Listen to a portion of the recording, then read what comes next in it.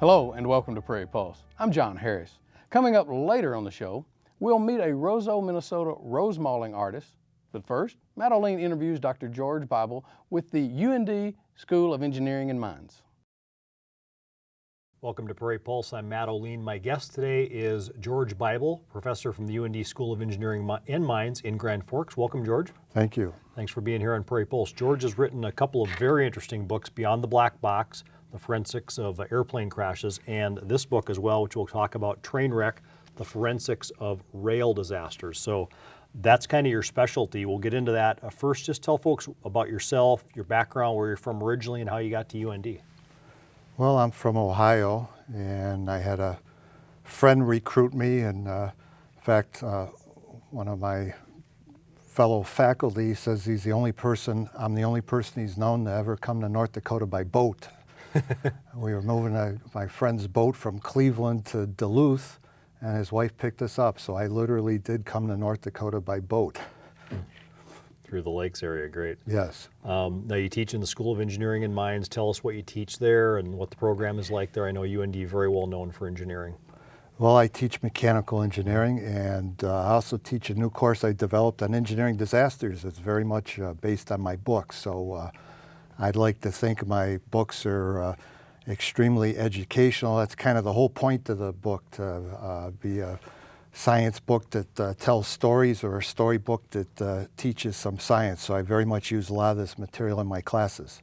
That's what I was noticing when I read Trainwreck. It's interesting, but it's readable too. You know, it's educational, but it's a good read as well. Is that kind of your intention, to make it? Yeah, that's my shtick. For example, all physics classes study acceleration on a ramp, and nobody bothers to figure out what that connects to. That's a runaway train. It still happens today occasionally. Not very often, but it does happen. Let's talk about your airplane book. That was your first book of the two. When did you write that? A lot of research, I assume, went into that. Yes, it's been out about 5 years, and it was adopted by Boeing into developed in a one-day training session, which I kind of consider a career highlight, to get Boeing to endorse me and my book. In fact, some Boeing managers wanted all their engineers to attend this seminar to remind them how easy it is to crash an airplane, but fortunately, the real crash investigators at Boeing thought otherwise. But that was exciting for me. Also had a op-ed piece in the New York Times about airplane crashes, and they titled it "Listen Up and Fly Right." So tell me about the research into that book. What crashes did you study, and what are the forensics like? I mean, it's very complicated stuff, I know. Well, the National Transportation Safety Board, since 1968, from an act of Congress, has the authority to investigate all transportation accidents, and they actually have unparalleled authority. They can compel you to testify and seize your records. Nobody else can do that without a court order. Of course, nowadays everyone cooperates, but so they often write extensive engineering reports of 200-300 pages, and so that's kind of the heart of both books. So an awful lot of information is available on the internet, but I use a lot of other sources, FAA and NASA, various engineering journals, and lots of places. What in general, George, causes plane crashes? I mean, what's the most common cause? I know it varies from crash to crash, but what have you found in your research over the years? Well, the most common is still pilot error, 50 to 75%, depending on which bit of history you survey. And I am hoping to write a second book on airplane crashes with the help of a pilot. I kind of had to avoid pilot error, not being a pilot myself, but I'm really not interested in pilot human error. Was more interested in engineering problems, which is really was the focus of both books. So if it's an engineering problem, it's not the pilot error. Yes. But like what typically, when you say pilot error, what would cause that? I mean, what kind of, they almost fly themselves, don't they, anymore? Or am I wrong about that? Or how would pilot error factor into that?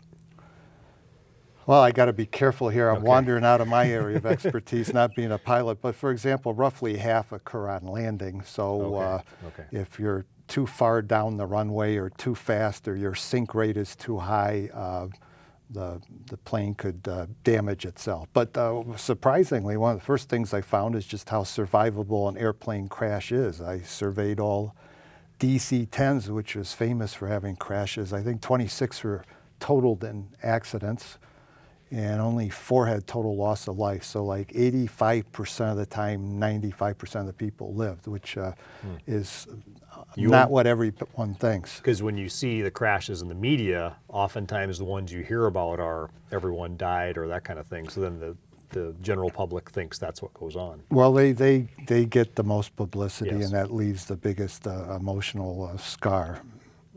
So they are very survivable. That was the point of the New York Times article.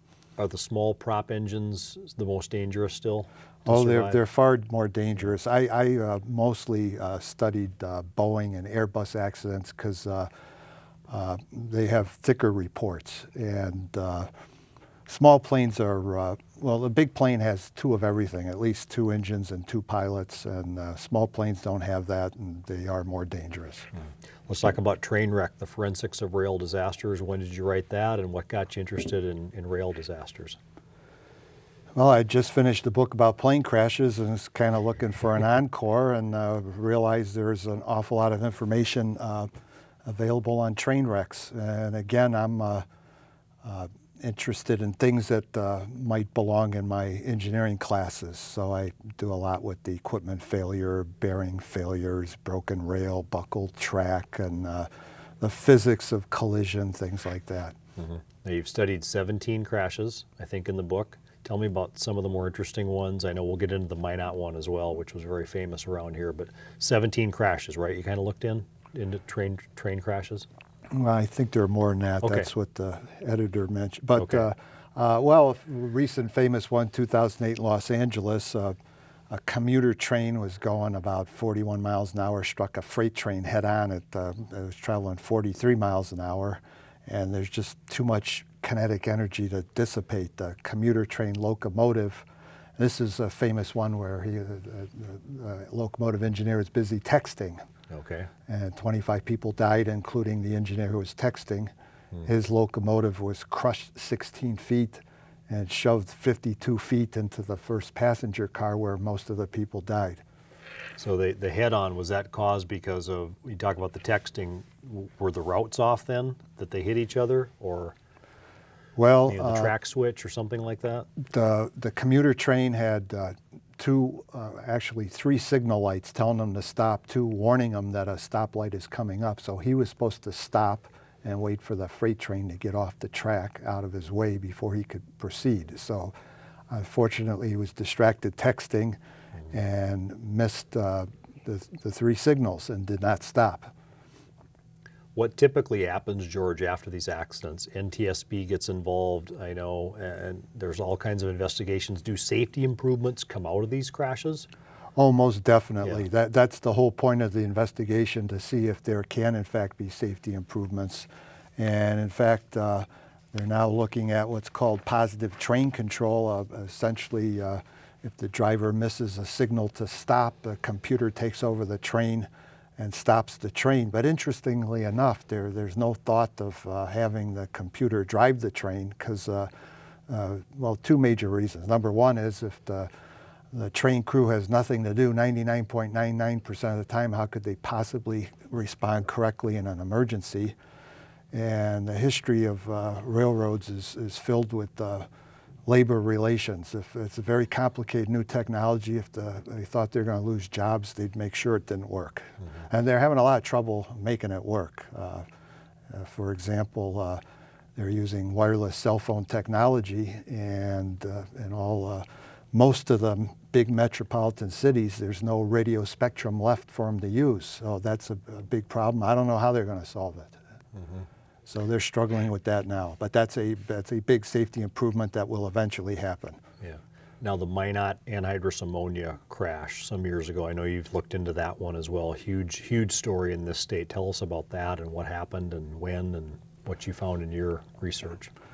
Well, in 2002, there was a 107 or 112 car Canadian Pacific train, about 1.25 miles long, 12,000 tons. These things are really massive, which is why they can't stop that easily. And there was a broken rail joint that derailed 31 cars. 7 of them were anhydrous ammonia. and 5 of the anhydrous ammonia cars ruptured because they were pressurized pieces of car went flying, some cases 100 feet. One case, about a quarter of a car went flying 1,200 feet through a house, just barely missed a couple in their bed at 1:30 in the morning. Wow. And what did you find in your research in the aftermath of this crash and all the awful things that happened? Well, the rail joints, which used to be used very often, every 39 feet there'd be tens of millions of them in this country, and they were a constant headache. They were traditionally the cause of 50% of the rail breaks, and they'd prematurely wear, and they'd have to constantly fuss with them and tighten the rail joints and replace them, and they cause broken rails. So today they use welded track, and the rail joints only used occasionally. What they'll do is they'll cut out bad track and temporarily bolt in with rail joints, temporary track, till they can get around to welding it. And unfortunately, Canadian Pacific lost track of these rail joints, didn't inspect them often enough, and they broke with metal fatigue. Are there less train wrecks nowadays, George, than in the old heyday of trains? We think of the late 1800s and the early 1900s, 20th century. How has it changed over the years? Oh, it's significantly less. Everything slowly gets better and safer, in big part because of the investigations they do. And I think I had a statistic, something like 90% less derailments from the time in the 70s. So they have a lot of electronic sensors all over the place looking for bad equipment, bad track, bad cars. But surprisingly, the technology has hardly changed. It's still a steel wheel rolling on a steel rail, and there's no electronics between the locomotive and the back of the train, just like it was 150 years ago. Are there more plane crashes, George, than train, just because there's so many people flying and things like that, and we hear about them more? Or how do those numbers stack up on a yearly basis? It's way safer too. There's practically it's almost a third world problem today in Europe and North America. There's been 2 plane crashes since 9/11. It almost doesn't happen anymore. Never say never, but they're way, way down. Things are constantly getting safer. It's still the safest form of travel, isn't it? Much more than automobiles. Absolutely. And trains are significantly safer too. I think I had a statistic 19 times safer than travel by car, even counting that accident that killed 25 people. If you delete one accident, trains are so safe, one accident tilted the statistics. You delete that one accident and they're 45 times safer than cars. Yeah. Tell me about your research for these books. I asked you earlier about it, but I'm interested in just how much man hours this takes, the documents you pour through. Are people forthcoming when you talk to them about the crashes, and how does that work? Well, I'll talk to people by phone or email a little bit, but mostly it's documents off the internet or lots available from interlibrary loan through the university. So I have thousands of hours, and it's very tedious, but I happen to enjoy it, or it wouldn't happen. It's kind of like a hobby at this point. What's been the reaction to the books? I assume you've spoke at conferences and things like that about them, but what's been the reaction to the books? Are they used by professionals and people like that? Well, I'm part of the Distinguished Lectures series for the American Institute of Aeronautics and Astronautics, so they pay my expenses to go around and talk about plane crashes. So that's extremely well received. But I'm talking to engineers, they're kind of like-minded. They understand death and destruction stories and find them interesting and entertaining like I do. My wife says, don't tell them that story about getting sucked out of the window, it's ghastly, and I tell them they're engineers, they love it. Interesting. When people see, you talk about these plane crashes, we've had like 2 major ones since 9/11, I think you said, right? Yes. Basically. And then the movie Flight comes out with Denzel Washington. I don't know if you've seen it yet. Yes, I have. Okay, what did you think of the movie, A? And B, does that change the public perception of what's going on? Just a 2-part question, I guess. Well, I assume it's all fantasy. I am working with a pilot. I hope to do a second book. Okay. I haven't asked him about it yet, but I assume it's all fantasy. There was a a runaway train movie too. That actually Great. was based in part on a real story that happened in Ohio, I don't know, maybe 6, 7 years Yeah. ago. The engineer jumped off the train and accidentally pulled the throttle, and the train went racing off through the Ohio countryside for 20, 30, 40 miles, quite a ways. And they, unlike the movie where they chased after the train at 70 miles an hour with a lot of death and destruction, this is a slow runaway, 25 miles an hour. They relatively easily jumped on the train and stopped it. In flight, would a pilot be able to land a plane like that, like in the movie? How inaccurate or accurate is what Washington pulls off in the movie? Inebriated, of course, as well, too. People probably know that from seeing the previews. Well, I'm assuming it's totally inaccurate, but I'm not a pilot. But, I did ask a little bit about drunks reviving themselves with cocaine, and I've been told that people, hardcore addicts, do in fact do that, much to my surprise. But that's an altogether different story outside my expertise also. It is an interesting movie. I think people will find it interesting. Tell us about some of the courses you teach at UND in mechanical engineering, kind of the careers that your students can go on to from there and how that works. Well, I teach a course, it's called Finite Element Analysis, which is a specialized computer program widely used in industry to design airplanes and automobiles and a lot of other equipment. So I use a lot of these stories in that course. So as an introduction course and an advanced graduate course on the same subject. And I teach this course I created about engineering disasters. It's actually approved for social science credit at the university. So we spend a lot of time getting into government regulations and lawsuits. And I like to describe how people deal with life and death decisions in the real world. I bet that's a popular course. I would like to think so. A lot of people sign up for that one. Is this a good time to go into engineering? I know it almost always is. They're such good jobs. What would you tell students out there that are thinking about a career like that?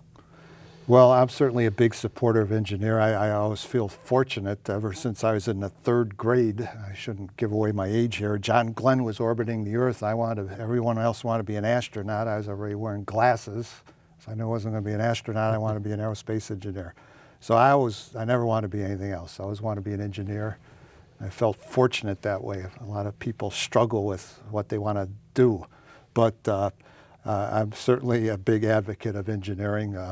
Its job prospects are very much dependent on the economy, but if the economy slows down, so does everything else, and most things slow down even more. So engineering is always a good field, and I've been reading articles about revival of manufacturing in the United States. This thinking is that product cycles of totally new designs every 2 years, it's hard to do that if you have to explain it in Chinese halfway around the world. So there's an increasing trend of increased manufacturing in the United States we hope to see more of. We have a distance engineering degree program I like to brag about. Believe it or not, we're the only tell us about that, yeah. we're the only accredited school in the whole country that offers an entire degree over the internet. And the reason that is we've found a way to accommodate labs. So we'll bring students here for an accelerated lab period in 2 weeks or so.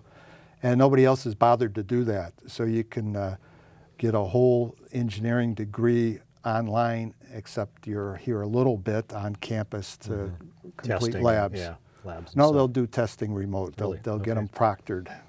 Yeah, Steve Benson was telling me about that. They really have a good distance learning program set up now, so that's great to hear. What's the worst rail disaster in U.S. history?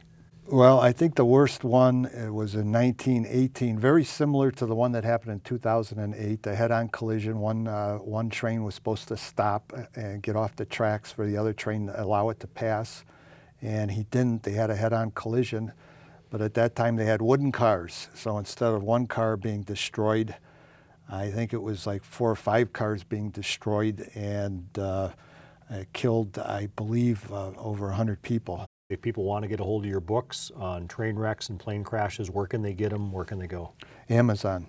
Amazon. Yes. Okay, thank you, George. Thank you. George Bible, UND School of Engineering and Mines, author of two fascinating books on train wrecks and airplane crashes both. Stay tuned for more.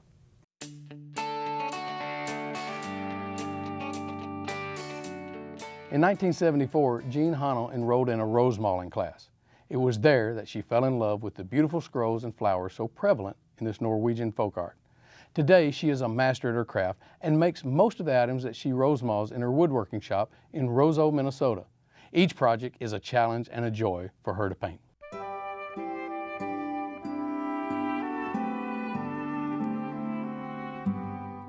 Rosemalling in Norwegian means flower painting. And when you look at the different styles of rosemalling, they always incorporate flowers.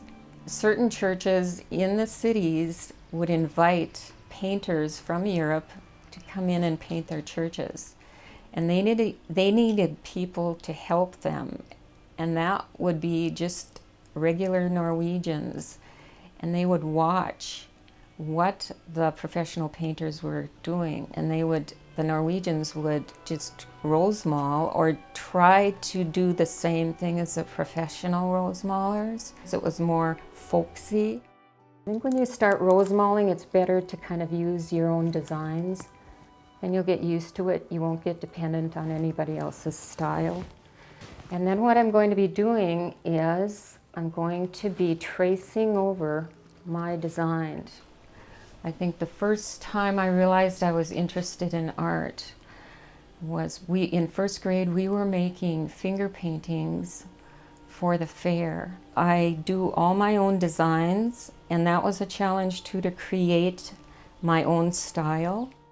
I have transferred this design on, and then I put baby powder on the back side. I transfer it with the stylus, and the whole pattern is right here. A lady taught a community class in rosemalling, and my husband said, you should really go to this. You might have fun, just learning a few extra things. And when I got home that night, I was so excited I couldn't sleep.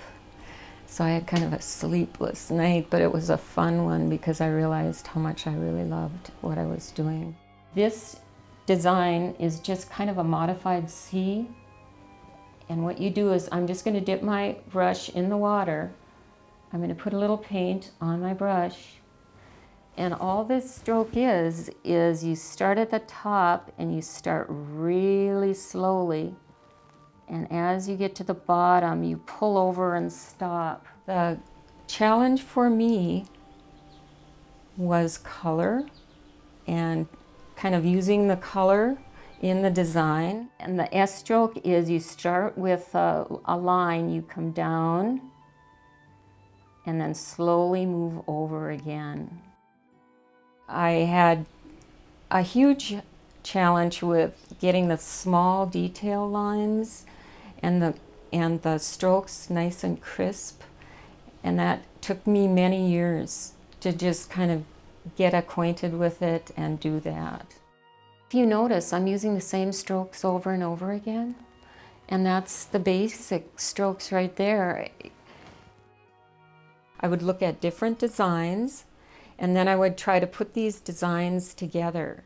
And that was confusing because I wanted it to be different, but I didn't want them to recognize the flowers or whatever that I had used.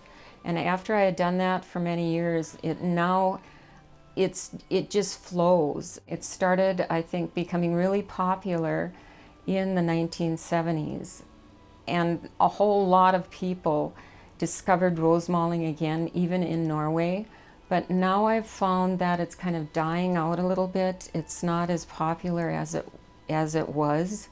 And I'm a little concerned about that. When you start rosemalling, I think half of it is developing your own style.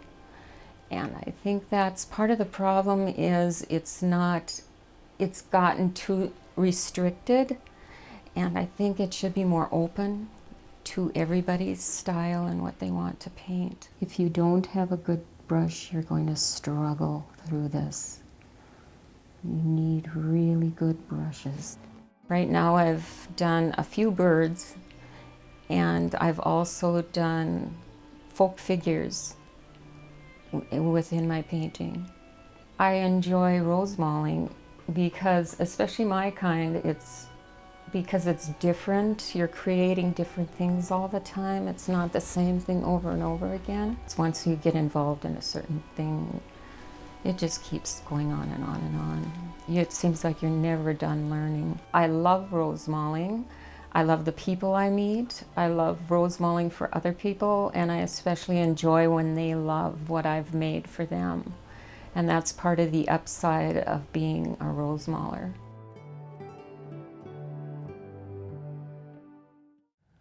Well, that's all we have on Prairie Pulse for this week, and as always, thanks for watching.